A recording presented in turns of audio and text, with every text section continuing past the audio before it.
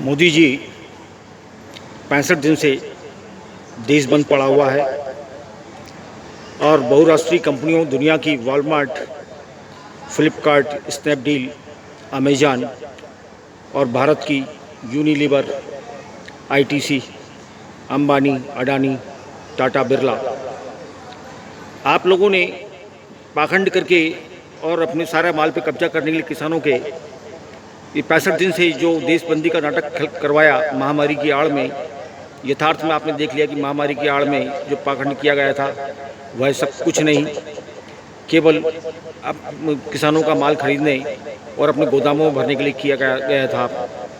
पर सबसे महत्वपूर्ण बात है, आपने एक बार माल खरीद भी लिया, 2 बार खरीद लिया, और यदि 65 दिन तक देशबंदी रहेगी और सारे बेरोजगार हो जाएंगे, सारी फैक्ट्रियां बंद हो जाएंगी और लोगों के पास बेरोजगारी के कारण खाने पीने के लिए धन भी नहीं रहेगा। जब लोगों के पास खरीदने के लिए धन नहीं रहेगा, रोजगार नहीं रहेगा, तो वे आप ये बताइए कि आपके शॉपिंग मॉल से और ऑनलाइन खरीदी करेगा कौन? 135 करोड़ के देश में जैसे देश की जीडीपी बढ़ रही थी, वैसे वैसे आप लोगों की खरीदी लोग आपकी तरफ, और हमारी युवा पीढ़ी जो थी 10 साल से लेकर 40 साल तक की युवा पीढ़ी जो थी, वो आपके माल को खरीदने के लिए ऑनलाइन और शॉपिंग मॉल से खरीदने के लिए हमसे बेताब रहा करती थी। पर अब जब 65 दिन से पूरा देश बंद पड़ा हुआ और चारों तरफ बेरोजगारी है, तो स्वाभाविक सी बात है, लोगों के पास में क्रय शक्ति रूपी पैसा ही नहीं है, और जब पैसा नहीं है तो आपके शॉपिंग मॉल में जाएगा कौन और ऑनलाइन खरीदी करेगा कौन? तो व्यवसाय तो आप ही का चौपट हुआ ना। और फिर अंबानी, अडानी, आपने मान के चलिए कि रिटेल के व्यवसाय पर कब्जा कर भी लिया, तो अंबानी, तुम्हारा रिलायंस पेट्रोलियम का सारा पेट्रोल और दूसरी कंपनियों जियो व अन्य जो सैकड़ों कंपनियां थीं, उनके लिए जो आपको उत्पाद जो था, वो जनता थी जो आपके माल को खरीदती थी, वो भोग करती थी और आपको उससे पैसा मिलता था। तो आप ये देखिए कि आपके इस पाखंड की आड़ में यथार्थ में नुकसान तो आप ही का हुआ ना। अगर जनता रहेगी नहीं, भूख से मर जाएगी या आपको गलियां बकेगी, तब भी तो आपको कष्ट और पीड़ा झेलनी ही पड़ेगी ना। और मोदी को आपने नचा लिया, ठीक है, सर आईएएस ऑफिसर खरीद कर आपने उनको अपनी तरीके से पूरे देश को बंद करवा कर और देश की जनता को परेशान करके सारा माल ऑनलाइन खरीदी करवाने के लिए व्यवस्था कर दिया, तो भी कितने लोग खरीद पा रहे हैं? सरकार को उल्टा ही बांटना पड़ रहा है, या जो गैर सरकारी संस्थाएं थी वो बांट के अभी तक काम चला रही हैं 65 दिन तक। पर कब तक करेंगे ये सब भी?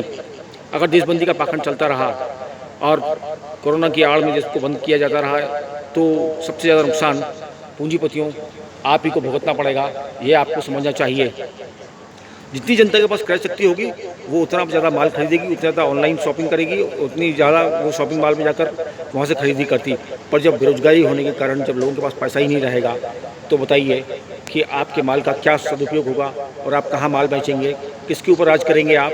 जब जनता ही नहीं रहेगी तो इसको समझिए और देश को खुलवाइए। और ये पाखंड जो है महामारी का, आप जानते हैं पूरे देश में कोरोना नाम की कोई यथार्थ में बीमारी नहीं थी, और जितने मरने वाले थे सब पुरानी बीमारियों से मरे, और उनको 70% पुरानी बीमारियों से मरे, 20% लोगों को जानबूझ के मार डाला गया और 10% लोग जो हैं वो दहशत में मर रहे हैं। तो कोरोना की आड़ जो लेकर जो आपने पाखंड किया था, उसका यथार्थ जनता के सामने आ चुका है। स्वास्थ्य विभाग इस देश का कसाईयों का अड्डा बन चुका है, चाहे सरकारी हो या निजी। और यदि आप सचमुच मरने का पाखंड कर रहे हैं और महामारी का पाखंड कर रहे हैं, तो जितनी भी डेड बॉडीज़ वहाँ से निकल रही हैं, उन सब का केवल पोस्टमार्टम करवा दीजिएगा, सारा सच सामने आ जाएगा। इसको समझें और बेहतर ये होगा कि देश खुलवाने में मदद करें, ताकि देश की जनता को रोज़गार मिले और वे खरीदी करने लायक बन सकें। धन्यवाद।